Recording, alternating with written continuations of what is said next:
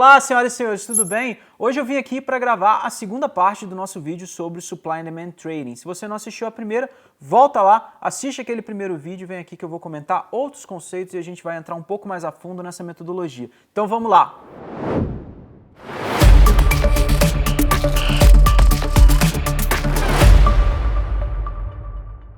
Ou então, não sei se pode zoar, tipo assim, pô, Thiagão, Vitinho, de vez em quando eu tô assim no meu dia, tô trabalhando, eu fico pensando assim, pô, por que o time continua todo pra frente? Por que alguém não fez uma falta? Sabe o que pode tirar esse meu pensamento? Não, eu vou pedir normal, não. Pessoal, só queria pedir uma coisa pra vocês. Se você gosta do nosso trabalho, se você quer que a gente continue fazendo esse trabalho, é muito importante que você deixe seu like, comente no vídeo e também mande pros seus amigos. Então, conto com vocês. Não, vou fazer só assim mesmo. Aí você posta justamente agora eu falando isso, né? Tipo assim, não vou fazer nada diferente, só. Pessoal, vamos lá. No primeiro vídeo sobre Supply and Demand Trading, vocês entenderam um pouco como que é a lógica dessa metodologia e também como definir as regiões de oferta e demanda. Hoje eu vou explicar para vocês como que a gente trabalha a estrutura de vários tempos gráficos e também eu vou comentar com vocês quais são o que são os order blocks e também o Fair Value Gap, que é um conceito muito importante dessa metodologia. Vamos aqui para o gráfico que eu vou desenhar algumas coisas para vocês. A gente tem uma noção dentro do Supply and Demand Trading que a tendência de alta é formada por topos e fundos ascendentes. No momento que você tem essa progressão, ela dando continuidade, você vai dar preferência por operações compradas. A partir do momento que você tem um choque, que foi aquele conceito que a gente aprendeu lá no outro vídeo, você tem uma mudança na estrutura dessa tendência.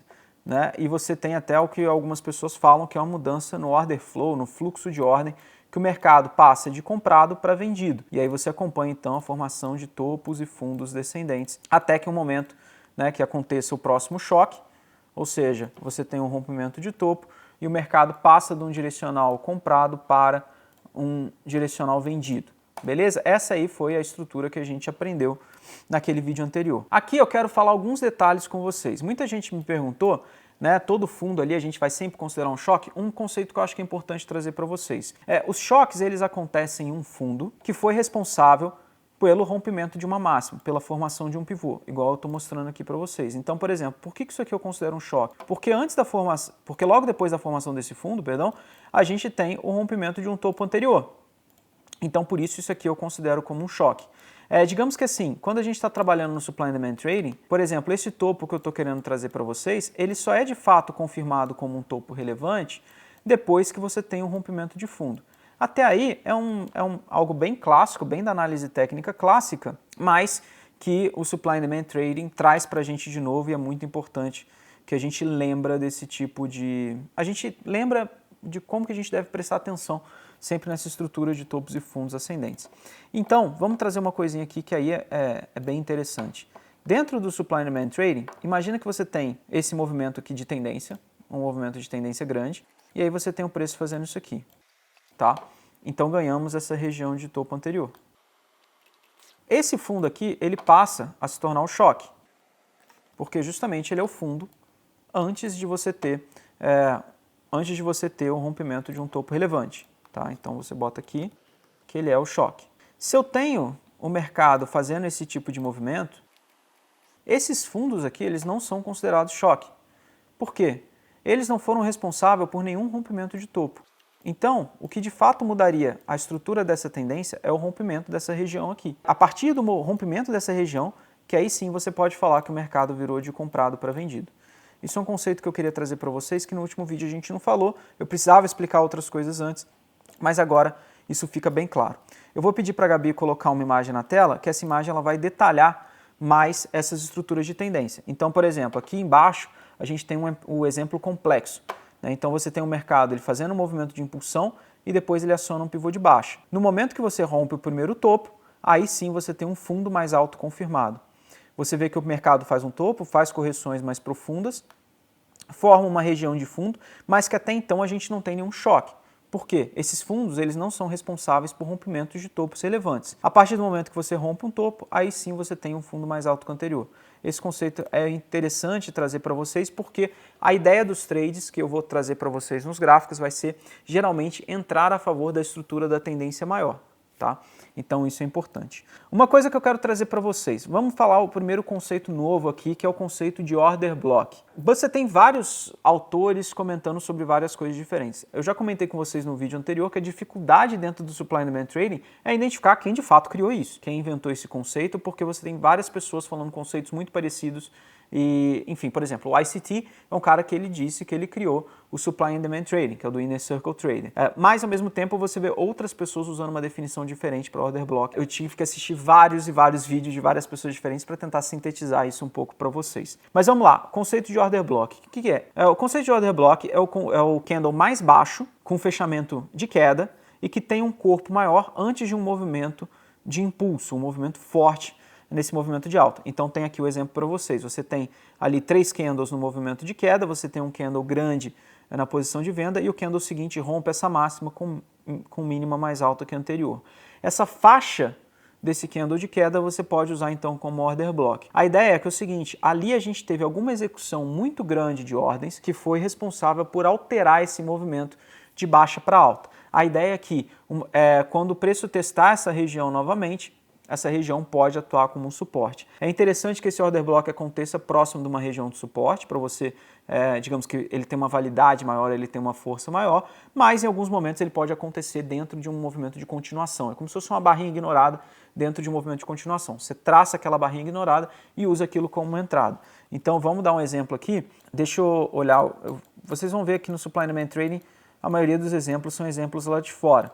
Então eu vou misturar exemplos lá de fora com exemplos daqui também. Olha só, eu trouxe aqui para vocês o gráfico do euro contra o dólar. A gente tem uma estrutura de uma tendência de alta, com topos e fundos ascendentes. A gente teve esse fundo aqui, mas lembrando, esse fundo não rompeu o topo anterior, e a gente tem esse fundo aqui.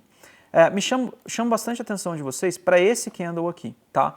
A gente tem um movimento de 4 candles de queda, e logo em sequência a gente tem um candle de alta, e se eu for trazendo aqui para vocês, vocês vão ver que ele iniciou um movimento de expansão. Então a gente tem o último candle de baixa com o maior corpo antes do movimento de impulsão.